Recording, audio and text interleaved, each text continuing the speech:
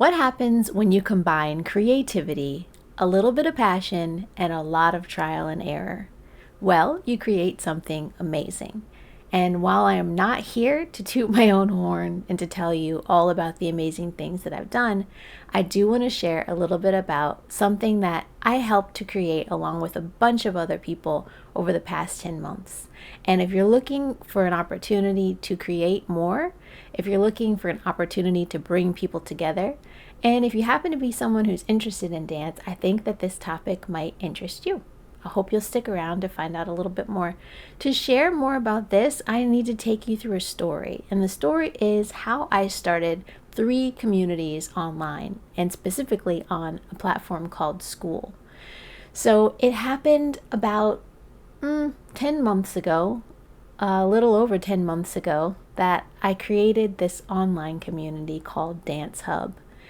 And Dance Hub has taken on many different forms, and I've started a few other groups in the process of coming to where we are now, which is a group called Skool Dance. But before I talk about Skool Dance, I want to go back to the beginning of when I joined a platform called Skool. It all happened because I think I stumbled on a video from someone named Andrew Kirby. Maybe you've heard of him. I really love the work that Andrew shares, especially now being the host of something called the Skool Games. I stumbled on one of Andrew's videos. It was probably on productivity or something like that in the self-improvement genre.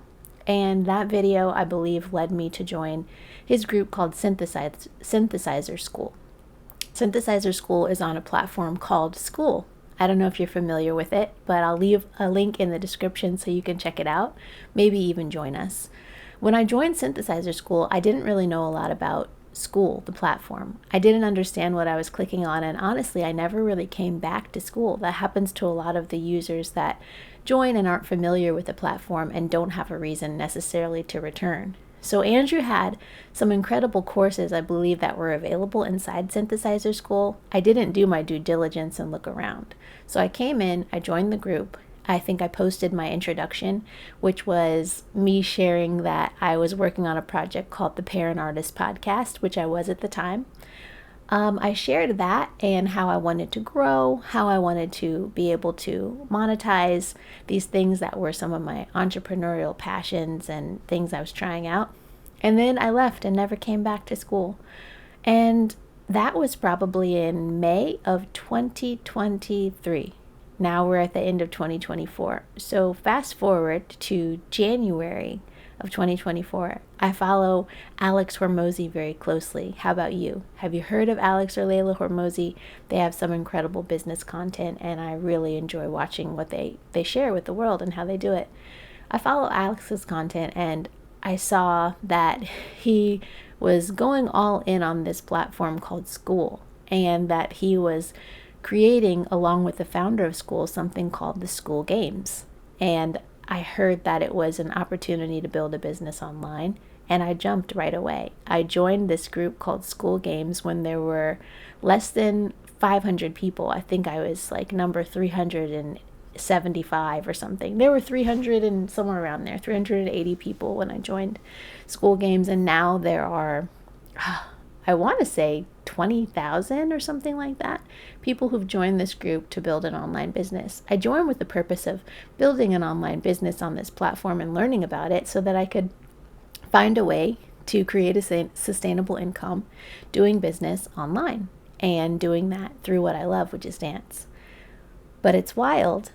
These 3 communities that I built, and I've actually helped other people create communities as well as an administrator. These communities became something I never, ever would have expected. I met people in other countries, on other continents, other artists and dancers. I have collaborated with people and been on podcasts as a result of being a part of this platform. I've met people who are at the top of their field in business and in other forms of leadership. And I've expanded my own network.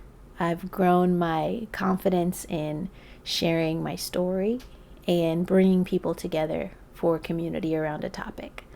So let me check back to my notes. The origin story of these three communities started with me joining the platform called Skool. And from there, I built the group called Dance Hub. I invited lots of people to join with cold outreach, reaching out to my warm contacts as well, friends, family, people I knew who had dance backgrounds. This group was specifically for dancers, professional dancers, to come together online. I won't tell you the full details of all of these communities, but after creating Dance Hub, I created a group called Dance Hub for studios and was sharing more information about the Skool platform with studio owners in hopes that people would join and create their own communities for their dance studios. I think there's still a huge opportunity there. So if you're a dance studio owner and you're looking for a place to bring your community together online, and you don't necessarily want to do it on another platform that I won't name that has the opportunity to create online groups, but also has a lot of noise from other things like ads and other communities and other feeds, Skool is a nice opportunity to have a private or public space where it's just you and your content and your community in one space. There's no ads, there's not a lot of distractions, and you can ensure that whatever you share, whether it's via email to everyone, there's a function to do that, or whether it's a post, that it will reach your audience and they'll definitely see it, and they can make a choice from there what they want to do with it. So I created Dance Hub for studios, and that led me to a path of finding that I do want to work with dancers and I'm a dancer myself. I didn't even introduce myself, guys. What am I doing?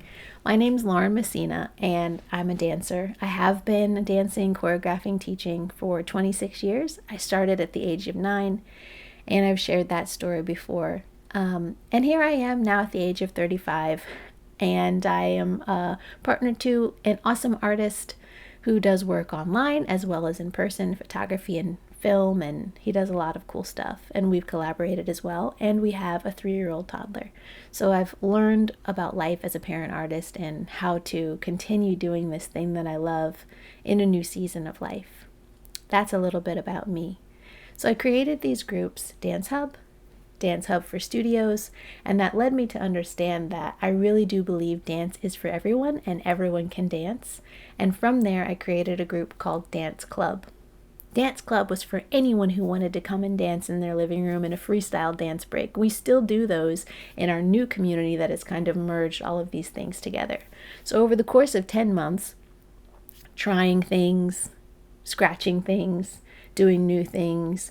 I follow a lot of the Q&As that are available on a weekly basis. We can connect with Alex Hormozy and with Andrew Kirby inside the Skool Games community I'm a part of and just continue to get new learnings on what's possible with Skool. All of the communities I've created are free. All of the communities I've created are free and they are still free and available for you if you're interested.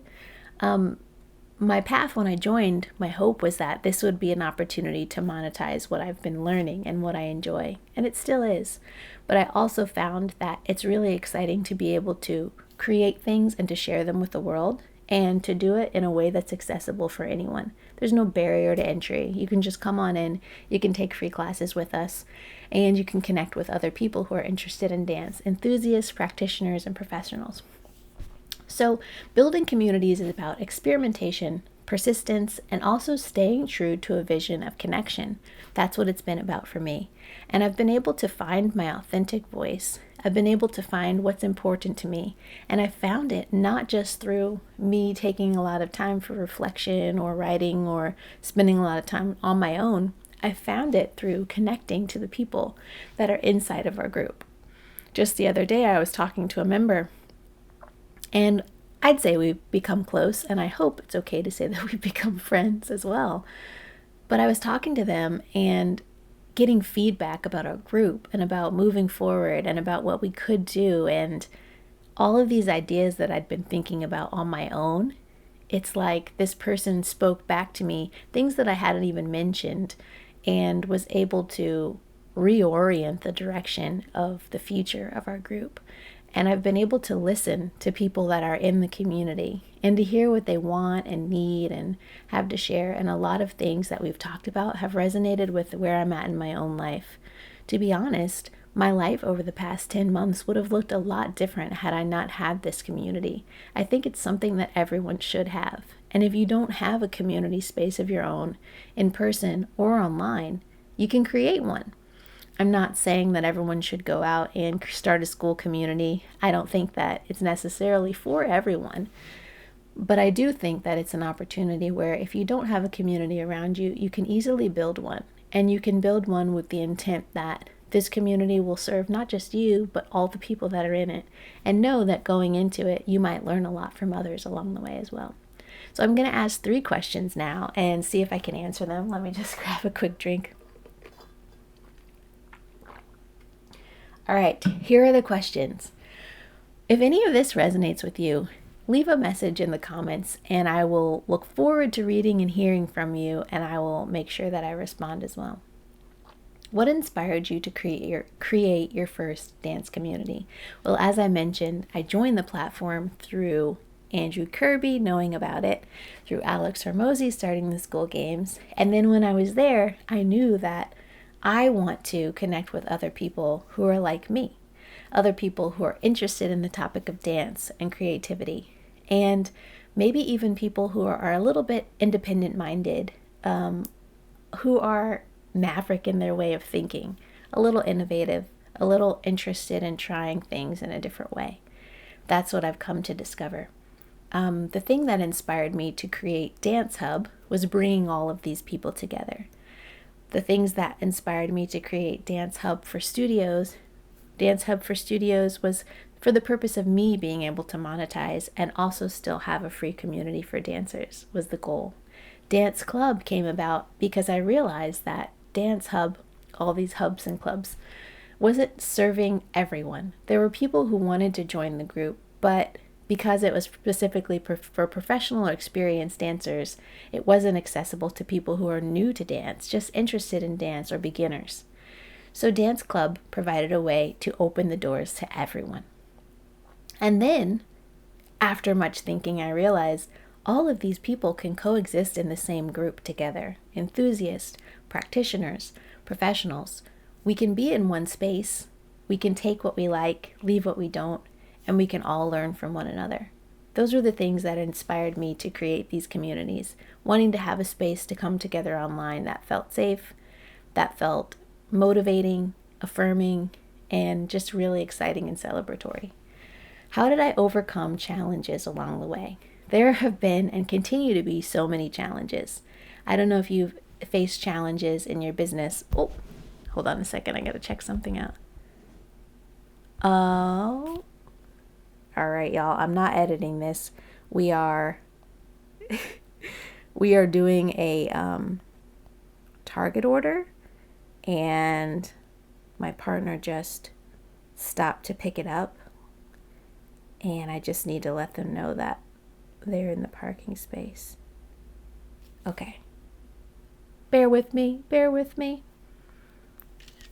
Okay. Done. These are the things that we do. Okay, cool. If you stuck around through that little moment. Where was I? Oh, overcoming early challenges. Have you experienced challenges in your business? Have there been things that you've had to overcome? Or maybe you're in the middle of that right now. I certainly did over these past 10, almost 11 months of creating these online communities. There have been many things that have been challenges. One of them is me going back and forth with this idea of free versus paid and giving access to things at no cost, and then also finding ways to keep this sustainable for me. It's been amazing to see what has been done so far with the little resources that I and my family have. We've been able to offer giveaways and classes and have guests come in and lead challenges and launch different things. That's been one of the big challenges, is just discovering my personal feelings about money, my personal feelings about exchanging value, and learning more about what I want the future of the Skool dance community to look like regarding that. Other early challenges were just learning general business language and strategies. I'm new to this world of entrepreneurship. I would say I've always had these tendencies since I was a kid to make things and also to want to sell things. My mother was an entrepreneur and still is. And she had instilled in me a desire to create things and to share them with the world, I believe. And I've had the chance to do that through things like Amazon FBA with my partner. We did that online during the pandemic. And teaching dance, I've taught online classes. I've done private lessons that weren't necessarily through a studio. And I've done those things since college. And maybe even before then, giving people lessons and things like that. So early challenges are just finding where I fit in all this, especially as an artist, wanting to be creative, wanting to be flexible. And there's something about art that I think in a consumer culture,